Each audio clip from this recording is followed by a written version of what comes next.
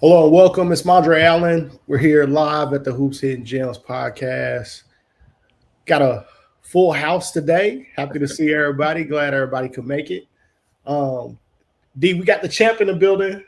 Absolutely. We got to act a little bit different when the champ's in here. 32-0 last season. Hey, listen, a perfect undefeated season. Y'all know who it is. We got Coach Ellis in the building from Creekside. Coach, how you feeling? How you doing? I'm feeling good. I'm doing great. I'm doing great.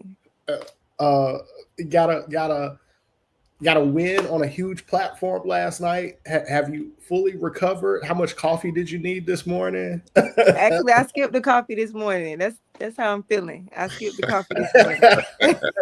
The sun shines a little bit brighter after a win, doesn't it, Coach? Yeah, it sure does. It sure does. Especially, when I know that a lot of people counted us out, because of our circumstances right now. But, for sure, we got it together. Well, let's get right into it, Coach. We'll talk about the elephant in the room that I'm sure everybody wants to hear about. I was at the game when it took place, but Coach, let's talk about it. Your star player, CC Dennis, goes down at the end of a hard-fought game against Sandy Creek. In that moment, Coach, just take us back to that moment and talk to us about how you felt in the moment. And how you feel about CC overall. So in that moment, I didn't understand the nature behind her slapping the floor. I didn't realize, I'm thinking like she slapping the floor like, yes, we got the foul we needed. That's what I'm thinking. That's what's going through my mind. It wasn't until, I heard her yell out. And for me, that was like different. CC's not one to cry. Like I don't, she's not a crier, she's a fighter. She pushed through a lot of things. And I just think, bad timing, a little nudge, it kind of sent her over. But if you watch the flow of that game, like she was doing what we needed, right? She was hooping. I'm just saying she was hooping. For right. Sure. And then I don't think it really hit me until we got her on the table. And I was able to feel, the area where it was injured. But my spirits were high because she got up off the table. She was able to limp back out there. And I know from experience, because I've dealt with my own knee issues, like a lot of it. I knew nothing was broken, but it was the swelling that was a little alarming for me. Mm-hmm. But it didn't really send me in a panic. Because I know the things we do on a day-to-day basis with our team, right? Sure. And so a lot of people, I can see it in their faces, like, they heard the news about an ACL. So if you're an opponent for us, they're like, we smell blood, right? Like, but if you're on the staff, like, we good, like we good, like, and CC's gonna come back better. This I know because she immediately after being injured, the girl wants to go back into the game. She's like, okay. She looking up at the clock like it's still some time left on the clock. It might have been like 30 seconds left. She's like, I want to go back in the game. That's the kind of person CC is. That's her as a person.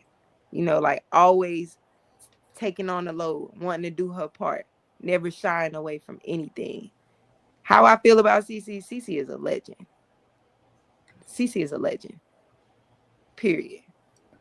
And it ain't no negative. You can't feel any type of negativity if you just respect the game of basketball. CC is a legend.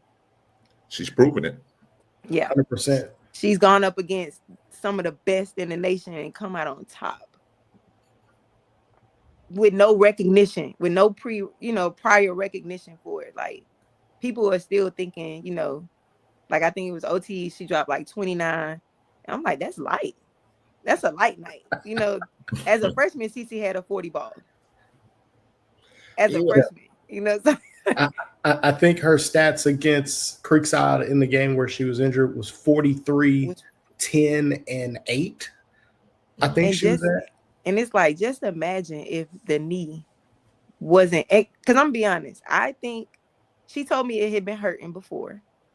I think it was hurting in that game, right? But if we have a healthy CC, that particular game, it wouldn't have been close. She's It a. wouldn't have been close. For those who don't know, we're talking about CC Dennis, ESPN Top 100 player in the class of 2027. And you mentioned her being a legend, coach. I just want to make sure that people understand. Talk about what CC means to that community, because I'm still hearing stories of her from middle school, from guys like Bryce and people who love that Creekside area. Talk about what she means to the community down there at Creekside. So people know I've been coaching at Creekside for about the last 8 years. First 5 seasons, not the best, right? But then 2020, shut down with the schools. Very little kids coming into school. CC's one of those kids, right? So before a lot of the world knew how good CC was, I got to experience her in 6th grade, right? And I'm like, she in my class, but she don't talk much, and I'm looking at her like, why this kid don't talk, right? So, but one of the PE teachers, he showed me a video clip of her in PE, and I'm like, man, this girl good, right? And then come to find out, this kind of kid CC is, right? Immediately I talked to her. I'm like, hey, what are your plans for high school? Things like that. Of course, everybody want to go to Westlake, but I'm like, CC, you live here, this is where you need to be. This is a whole new uncharted territory. Like Creekside never won a state championship. They'd won region before, years ago. Like, it had been so long since anything great for girls basketball had happened at Creekside, before she was even born, before any of these girls were born. So, and just talking to her about that, right? And then getting to know her 7th grade, 8th grade, and her coming, that transition from middle school to high school. We go from a barely winning 10 games a season to Sweet 16 in one season. And it's just all pure energy, right? They just, the adrenaline rushing, but I think, we were lacking experience. But in one season, we go from, I think the record might have been like 5 and who knows, right? 5 and something. And we go 20 and 9, almost knocking off the Langston Hughes when they were loaded, right? We only lost by 5 in that game. Competing with some of the top teams in the state. And these girls, Cece's a freshman leading the way. Like I told you, she had a 40 ball as a freshman. Cece means, Cece meant change. She still means change. Yeah. She means change for the city of Fairburn when it comes to women's sports, girls' sports. That young lady, I don't even think she knows all that she's done in a matter of 2 seasons for Fairburn. I'm like, with her leading the way, we brought home a state championship for girls basketball in Fairburn. We did it first. 2 years. And then it takes teams, like, it normally take about 5, maybe, 3 to 5 years. Build a culture. Okay, we mess up year 1, year 2, we go perfect. Like, that's what I'm saying. Cece is a legend. All of that in a span of 24 months. Nobody's doing that. Nobody's doing that. And so, like, it's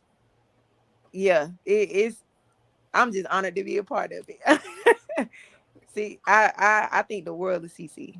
I think the world of CC as a person first, as a person. And then obviously we know who she is as a player. But if you get to know her as a person, she's loyal. She believes in making everybody around her better. All right. She's going to bring it every single day, every single time. And she's going to push you to be your best self, whether you her teammate, whether you her coach. Like, that's CC. She makes everything better. Coach, let me say this real quick, Coach.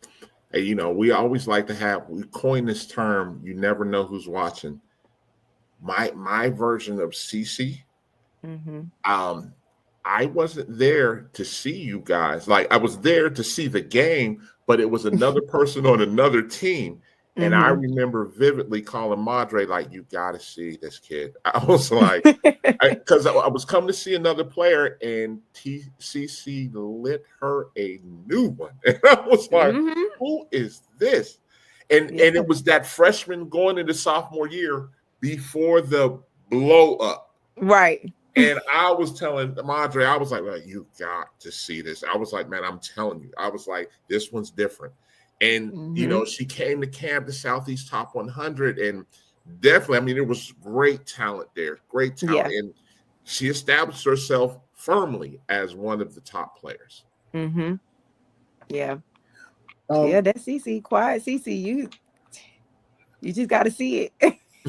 Coach, we've seen a lot of players come through, and we always talk about this Mount Rushmore of basketball players in the state of Georgia, and it's highly competitive, as you know, the amount of talent that comes out of the state.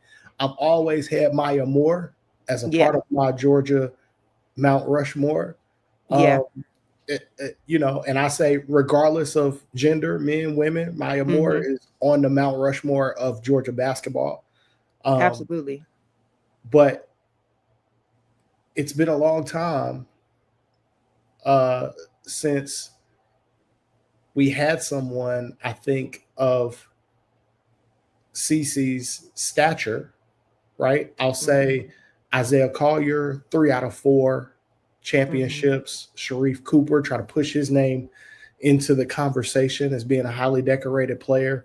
And Sharif Floje, of course, what she did at Sprayberry. But CC, to me, has that Colin Sexton almost star power that very few players have. Isaiah Collier had more championships than Colin Sexton, but nobody quite had that type of star power as Colin Sexton. When you talk about CC being a legend, do you believe that she has the potential to get to that level of the Maya Moores and that type of thing, where it could be a Mount Rushmore type moment for the city of Fairburn and for Creekside? Do I know it? I know. Listen, I know it. She carries herself with this humbleness that, again, you don't see from the elites, like the top level. Again, let's go back to OTE, right? Yep. CC shows up. I got to walk y'all through. She wasn't invited. She had to try out. She had to try out. Yeah, right. I heard. Which is crazy. Which is nuts, right? If you think about it, she had to try out. They didn't pick her. But then somebody with some sense, like, hold on, wait a second. How is she not on a team? They call her up later on, let her know, oh, you're in. And, the conversations with CC has always been, hey, when you get your opportunity, you make it count. And the fact that she's put on a team that Ivory Lotta is coaching, like, I'm like, see, this it right here. And then next thing you know, they win a chance. She go up against the best in the nation. The nation says this young lady is the best. She can hoop. Like, she can go. Yes. But my money on CC every time. It's the stage, Coach. Like, whether it's Creekside or it's FBC. I mean, what you just said is perfect. Like, we seen CC at FBC against some of the best teams, and that stage, she's still like, people a lot of times will dismiss it and be like, oh, that's this Creekside. No, it's Creekside. It's FBC. She's stepping up, and you're like, yeah, she's cold. She's cold. Yeah. It don't matter what jersey she got on. You are going to get her best. Period. Coach, you talked about CC making everybody better. One of the things I noticed after CC announced the injury on Instagram was an outpouring of love and support from her teammates. And the thing that I noticed most frequently from her teammates, whether it be Kiana Harvey or Sydney Hunter, it was the promise of, hey, we're still going to win a championship. We're playing for you, and we're still going to do this very confidently. And to me, that confidence showed on the floor, right? Most teams losing a player of CC stature, we just talked about how legendary she is, aren't able to recover after losing that player, but it's almost like that just ignited a deeper fire inside of your team. Talk about the aftermath of that injury, and tell us what it was like walking into this River Ridge game and how your girls were feeling coming into that basketball game. They were confident, and I think it's because they are more than just teammates. That's, if you understand that, everything else will make sense. They're family. And so it's like, I'm gonna ride for my sister. I'm gonna do whatever I have to do for my sister, whatever I'm capable of doing. So now they have a new reason. And it's do it for C. They got a new reason to want to show up and step up and get it done, because they understand, like me, they understand what she has done to get us to where we are. Not saying that they haven't contributed as well along the way, but they're like, all right, we're here now. We can't let this go. We can't just bow out, right? We got to do this for Cece. She went out leading us. So now we got to take care of her the same way she took care of us for these last 2 years. We got to take care of her, which means we got to take care of business. That's it. Coach, in saying what you just said, now it shines the spotlight on some other players that people weren't privy to. And we thank you for being a huge supporter. But when we saw Sydney Hunter, when she came to camp as well, we said, this girl can play. I mean, is she playing in the shadows of CC? Yes, but now people are like, wait a minute, who is this? And proudly, we're sitting back like, we told y'all she can play. Yeah. She can play. And now it, like you said, I like the model of do it for C, but now it's going to highlight all these other players. Like, I always like to say, one person, it's more than one person, and it's always a team that will get you to a championship. Like, there has to be, because one person, she can't have it every time, and somebody has to pick up the slack.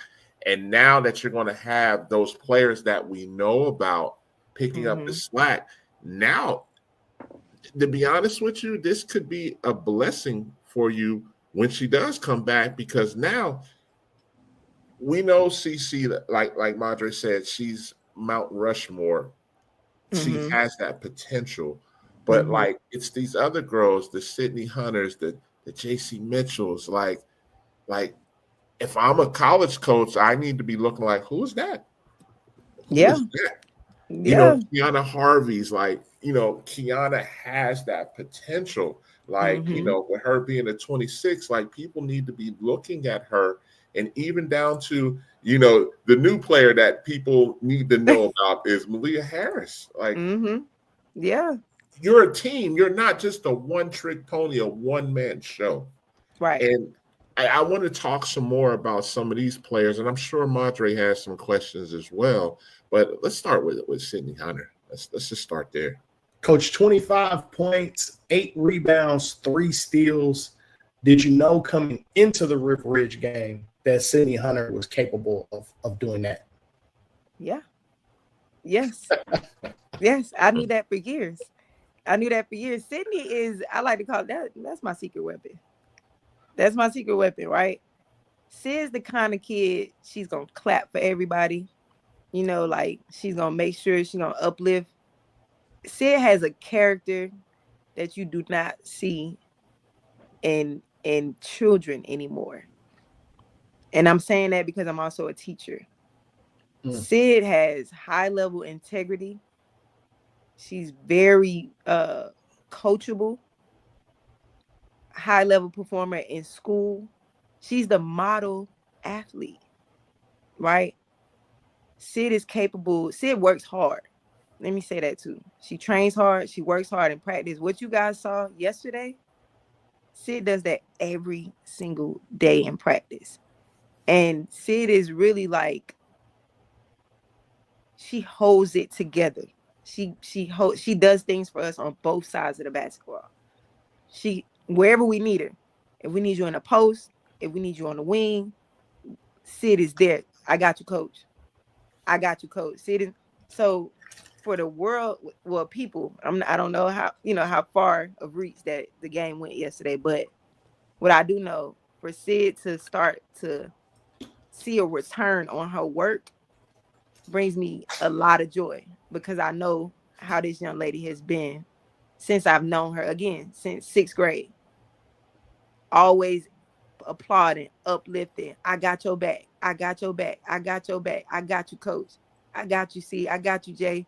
Tweeting out, let's go, sisters. Let's get this done. That's it. So for people to now start to see that Sid is a force.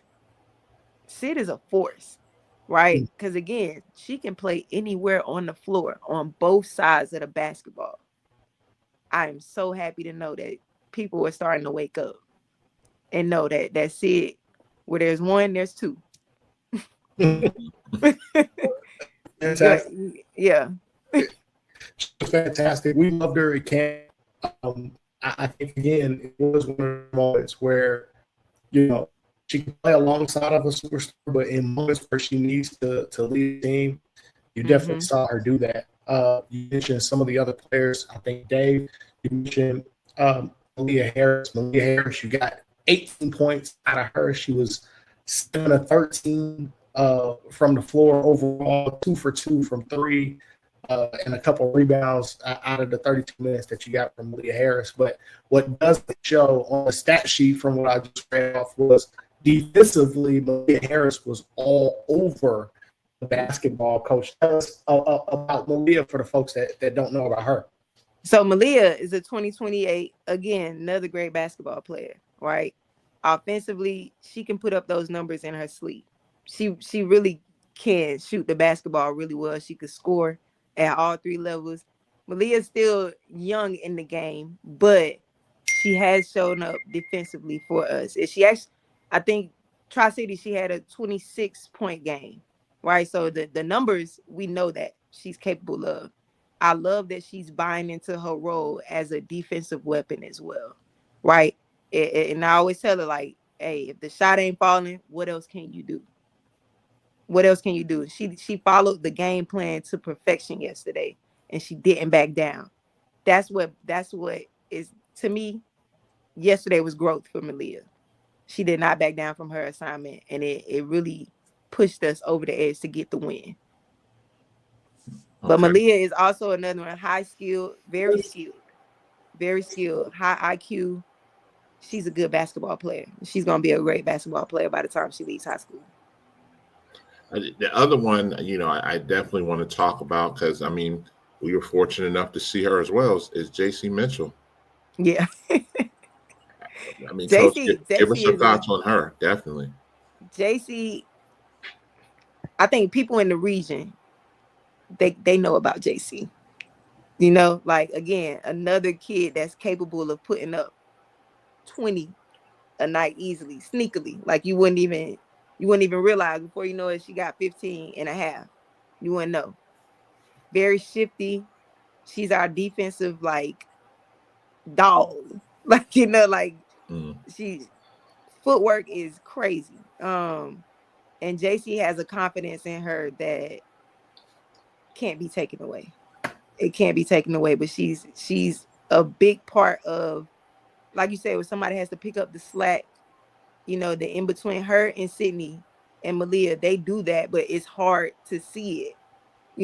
When you got Cece on the floor, it's hard to see it unless you have the eye for basketball, right? But if you're just a fan, it's hard to see how those 3 really contributed and still contribute to our success. But JC can go. She can Coach. score. Yeah. Coach, you played those three. Mm-hmm. We talk about JC Mitchell, Sydney Hunter, Malia Harris. Mm-hmm. Played those three players, all 32.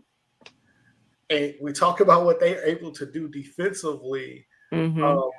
Like, how does that happen? that you can trust those players to play at that high a level for that amount of minutes? Man, it starts in practice. It starts in practice and building that trust and keep drilling into them like, hey, and even during the game. So I think there was a moment. So Sydney, she kind of was in foul trouble, like in the beginning. She was kind of in foul trouble. So, but it's reminding, okay, who else got some fouls to give? We got to save Sydney, right? We gotta distribute this all the way around. All right, so cool. Make the adjustment. Let's move Sydney to a position to where she's not put in not put in a position to foul so much. Now we're gonna JC, you up next, right? Malia, you up next, and just kind of like spread that around, but be very strategic in reminding them, hey, no foul. We can't pick up any fouls right now. We can't. Just that's how we keep them on the floor, reminding them like, hey, we play defense with our feet, not with our hands. It's all about yesterday's game plan was all about containing, right? We knew Finley was gonna be Finley, right? Yeah. But our bigs stepped up really big too, and following the game plan yesterday, and they gave it a lot of energy. Like Riley Roberson stepped up big for us yesterday.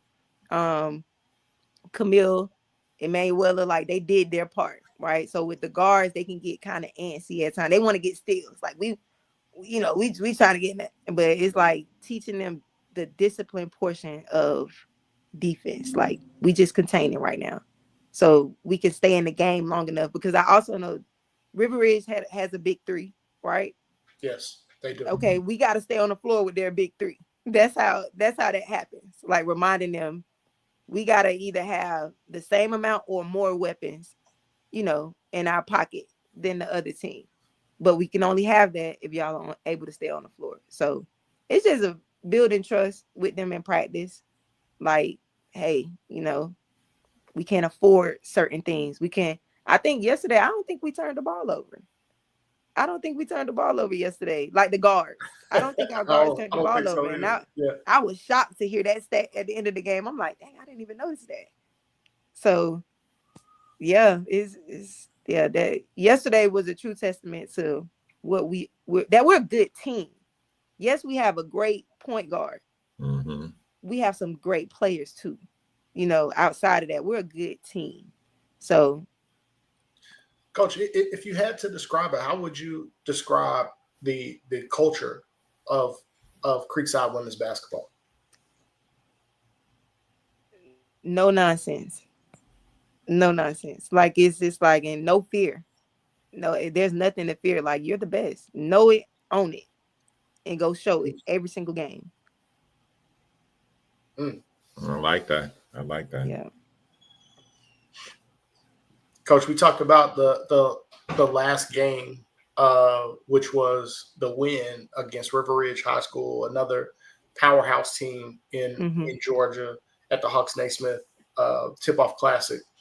But I want to get to last season. At the beginning of the year, I'm sure you were confident, but did you think 32-0? Were you thinking perfection at the end of the year? What was your thought process coming into the year, and how did that change going throughout the season? So when we, creating the schedule, I'm thinking back to when I was in high school and we won the state championship. Like, what are some of the things we did, right? We played out of state. Mm-hmm. We went out of state, right? So I had to make sure we got something out of state. We went to the She Got Game Classic in DC. Okay, cool. But in my mind, I'm like, yeah, we might lose up there. But, it's exposure. You know what I'm saying? It's an opportunity to play different styles and, not just, again, what's here. Mm-hmm. And creating the schedule, I was not thinking 32-0. I was thinking maybe 29 and, maybe 27, somewhere along those lines. Like I thought somebody would get us. And we almost got. which is funny. We almost got my homeboy team out of Miami. Oh, at the MLK Classic. That's Yeah. what I thought you Yeah. all had a chance at the MLK Classic. But to me, there's two things that stood out about that game. To me, that let me know CC is bona fide top 50. Mm-hmm. And that also let me know you all got a chance to win this thing. Yeah. that was, I left saying that to myself. I said, Creekside got a chance to win the state. Mm-hmm. And that stretch, that week in particular, that was a lot of basketball we played. So I think we had Maynard Jackson Friday. Saturday we had Lowndes County. Monday we had a team out of Miami. The next day we had another game. That was what, 3 days, four games in like a span of like 4 days, right? Back to back to back to back. Tough, basketball. not one game you win by a third. No, those were all very tough teams. And that's why I said after I left out that Monday, I said, they got a chance. They got a chance to do this. Now, like you said, was I thinking, I wasn't even thinking undefeated. I was thinking, no, they got a chance to win state. But it got to a point, once we got past that stretch, we're going to win the region out. That I did know. But then I started thinking like, yo, we haven't lost any games. like in order to win state, that was always the goal, to win state. Nothing else. State and region were the goals. It got to a point where you got to go undefeated to win state. Yeah. And but doesn't that kind of concern you a little bit? Like you're perfect the whole season before going into state, and you'd be like, I don't want to have a letdown before a state, and you don't have a chance to experience that adversity, and you're like, well, if we're gonna do it, we gotta do it now. Right. Like you said, And I think that loss at Dalton in the Sweet 16 the year before, they took that like hard. And our conversation to them after that game was, everybody got to get better. Everybody got to come back. Everybody comes back, but everybody got to come back better. Mm-hmm. And so, they went out, they trained, did their thing at AAU. We come back next season. Okay, now we've experienced defeat because they're young. They know they're good, but they don't understand discipline. So the next season, I'm going back in my mind and, talking amongst the coaches, hey, we gotta be hard. We gotta be hard on them. My whole thing was, I can't tell them how proud I am of them until the state championship game, because they're looking for it. And so I feel if they're looking for it, if I give it to them too soon, they might get comfortable. And my thing to them, I don't ever want you to get comfortable. Because in my experience of playing, I got comfortable and then I stopped. My growth stopped. These girls are too good, too talented. I don't ever want them to get comfortable and stop and be okay with the approval. No, we got to keep going. There's always room for growth. Even when you won a championship, there's still room for growth. We still have things we have to keep working on. And I think that they have bought into that. They understand it a lot better now. They aren't the same 12 and 13-year-old kids in 9th grade. Now that they're like, 16? They've grown a lot in these last couple years. They've matured a lot. They're understanding that it is a team effort. Although the media would make it a one-man show, they understand that it is a team effort. And so I think that in itself is like, I don't know, every day I'm just in like, they surprise me every day. I'm just in shock because when I met them to who they are now, and I struggled a lot, like, as coaches, we're like, are we saying the right things? Like, are they hearing us? Are we doing the right things? Yep. And so going 32-0 last year, I'm like, okay, they heard me.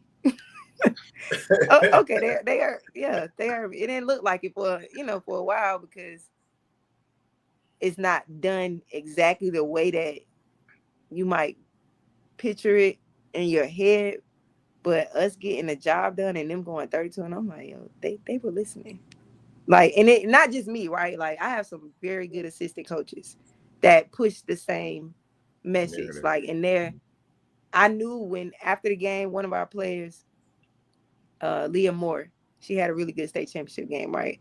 And after the game, you know, she gave this speech and she went around the room and she was talking about like, oh, I remember coach said this. I remember this coach said this. I remember this player said this player. And it's like, they were, you know, like they were listening. Like some of the conversations I didn't even know was being had while they're sitting on the bench, you know, if they might have gotten pulled out, they were listening and they like locked in. So yeah, it's Coach, fun. It's fun to coach these girls. I have a really great question for you. We know, well, the people that know that the basketball on the South Side is really good. It's good. And a lot of people tend to, you know, and this is no shot because we cover basketball all of Cobb, Gwinnett, DeKalb. You know, a lot of times, in my opinion, I feel like the South Side doesn't get their just due, but there's some really good basketball there. Oh, they let me hear about it too. Let me ask you this. Like, you know, the Creek Side, now that you guys are established, and this is before people knew the rivalry games like the Creekside Langston Hughes, the Creekside Westlake games. Talk about that. And I'm not saying it's some nasty personal rivalry. No, it's a very competitive rivalry because, you know, I know for a fact Westlake respects you guys and I know Langston Hughes respects you. But talk about those type of rivalry games that even makes what you guys doing even more impressive. So the out of the three, right? Out of the three schools, when it comes to girls' sports, people weren't really, you know, we weren't. We would be three, right? For a long time. At least since I had been there. I don't know. I know that this rivalry began well before I was even thought of. But when it comes to like Creekside versus Langston or Westlake versus Creekside or Langston versus Westlake, when you have those two, any combination of the two in a conversation, oh, it's the town is coming. Yes. Right. The people want to see it. And it's like it's like it's still respect at the end. You know, like we gonna go out there, we gonna coach our teams. The players probably gonna talk smack to each other, things like that. But ultimately, we're all on the same side, the South Side, right? So I was a little shocked, but then I thought about it when Westlake congratulated us on the state championship. Like I was like, that's love, you know, like that's love, like, you know. And so it's not as much as people would like to think that it's personal. Sure. And again, I'm only speaking for myself and where we are now. Now, back then it might have been personal. I don't know. Right. But it's like a different kind of competitiveness. It's not necessarily personal. It's like we're gonna give you our best always, right? But at the end of the day, we all we're trying to push the same, you know, the same agenda. We want our kids to get recognized in the state amongst everybody else, right? So that's kind of how it's been since I've been there with both basketball, football, you know, like it's love, but we gonna compete. Yeah. Coach, out of all this, every time I hear you speak, it's always about the kids. Yeah, that's what it's about. It's not about us. It's about the kids. but Coach, that state championship ring also puts you in a different conversation. Yeah. That's what they say. has that kicked in yet for you? Has that realization happened that state championship now has your name being mentioned in a different set of circles as well? Yeah. This is something I think about. Again, when I was a player in high school, I was on a team that won the first state championship almost exact day 20 years prior. So to solidify that as a coach, it meant a lot to me. It's still, but to me, it's still like we got work to do. Like I'm used to, let me say this. I've won before. I don't act like I haven't won before. Right? There's some people that has never won. And so to them, they get the big head, things like that. That's not me. I know I'm a winner before I even win. I know that because my agenda is not about me. It's about the kids. It's always about the kids. So I've already won. If they're growing and I can see them and I'm able to witness that growth, and I know that it might have been something I said or did to help push them forward, that makes me a winner. That's it. Like it don't, like, and but I do understand the conversation. I've had people reach out, things like that, but I don't know. I'm still Coach Ellis. I'm still Coach Ellis. Like, Coach, we have a Mount Rushmore for coaches as well. Listen, we do rank programs on this show. Or at least on Love of the Game. We will. I'll come out with my high school rankings again later. We've done that before. I typically high major. There are high major high schools. There are mid major high schools. Like we rank them all the way down. But yeah, Coach, and I'm teasing, but it doesn't sound like you spent any time at all thinking about some of the greats that have come before you, and it doesn't sound like you thought about any aspirations of competing with those individuals, or do you think about that at all? I run my race. Okay. I run my race, right? And we say the same thing to the girls, like, you are good within your own right. You don't have to compete with anybody but you. What people have done, that's for them. What I'm doing is for me. That's it. Like, yeah. I haven't really, no, I haven't. And honestly, I was watching the Westlake State Championship game some years back, before I even began teaching. And it did inspire me, watching Raven Johnson and Tanaya and she's at Georgia Tech now, Snoop, watching them take care of business on that floor. It pushed me to, all right, okay, I got to get serious. I said, I want to coach. I got to get serious about what I'm doing. Watching Coach Hankerson, and I said it, ask Brittany. I was with Brittany, right? We were at that state championship game together. And I told Brittany, I was like, that's going to be me one day. I was like, that's going to be me. Now, mind you, I'm just talking, right, with Brittany. And we talked about it. We laughed about it right before the state championship. We like, remember we was at the game and you said this? And it was like, that's another reason why I cried when we won. It was like, you really can like speak things, manifest it. You can manifest it for real. Like that's a real thing. So, but no, I don't find myself comparing. I feel like I've had some of the best coaches in the state of Florida.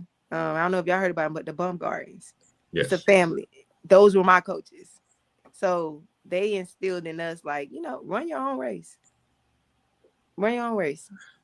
Coach, for if there are any young coaches watching this, who may be inspired at that in this moment, from your success, what would be advice that you would give to them? Or if you could go back in time to yourself as a young coach, what are some pieces of advice that you would give? Be open to feedback, even if someone is like, if the tone isn't right, I ain't saying let nobody disrespect you, but what I am saying is hear the message, because sometimes it is something you need to hear. Maybe you don't like how it's being told to you, but also be in it for the right reasons. That's the biggest thing. If you're in it for the right reasons, you're going to have success. If you're not, you probably won't, or it's going to take a lot longer. But do it for the right reasons. Be open to criticism, don't take things personal. Take care of yourself. Take care of yourself, right? That probably should have been first. Take care of yourself. Take care of yourself, because you can easily get lost in the day-to-day when working with children. And you take on their feelings and their emotions and things like that. But you got to take care of you, because if you're not great, how are they going to, how are you going to be great for them? They're not going to be great. I think they talk about moms, like if mama not happy, the house ain't, they ain't no happiness in the house. Right. So if the head ain't taking care of themselves, the tail will suffer, right? So take care of you. Do it for the right reasons. Be open to feedback. You can don't be afraid to change direction either. Like if something doesn't work, don't try to force it. Maybe you try something different. Like try something different. That's really all I have though. That's my advice. That's what I've learned along the way. And don't take anything personal. People don't know you. People don't know what you've been through, what you deal with. It's very true. And we don't know, vice versa. We don't know what they deal with, what they've been through. So we can't take things personal. We shouldn't take things personal. I don't like to tell people what they can't do either, but you shouldn't take Try not to. Try not to. Yeah. Very true. Everybody's human. Try not to. Right. Coach, we're gonna get ready to wrap these up, but just a couple of questions as we go. We could not get off of this show without having you speak about Riley Robinson and Kiana Harvey, two players that are also very pivotal to your success at Creekside. Just talk to us about those two young ladies. So Riley and Kiki, I'm gonna start with Riley. Another one I met in 6th grade. I was her teacher. I was her math teacher. And Riley suffered an ACL tear going into her sophomore year. And Riley, I'm proud of Riley because Riley has pushed through the mental part of it. Like it took a toll on her from a mental perspective, right? As it will all kids. Like I'm not able to do these things. But my most proudest moment right now with Riley is the fact that I can see her coming on to the other side now. She's the Riley that I know, that I'm used to. Smiling, good kid, gonna give you her absolute best every single time. And again, a lot of people forgot about Riley. I'll say that. But if you know, you know. If you know, you know. But hey, maybe again, like maybe it was a blessing in disguise. Now you could come back and shock people and make them remember. I tell it, make them remember you. Yep. Because you also were a part of that success early on with the younger team when they were running around beating everybody. Riley Robinson was a factor, and she's still a factor. Agreed. Kiki got with us 9th grade. I don't know. Kiki hadn't played much basketball before that, but over the years, Kiki has matured. The person Kiki has matured, which has had an effect on Kiki in a positive way as a basketball player. Kiki is super important. Like I said this to y'all earlier. I don't know anybody in the state of Georgia in 4A that is going to stop Kiana Harvey from doing whatever she wants to do. That's just my honest opinion. I've watched a lot of teams in 4A. I don't see anybody. The girl has crazy athletic ability. Yes. I watched her grab a rebound a few times.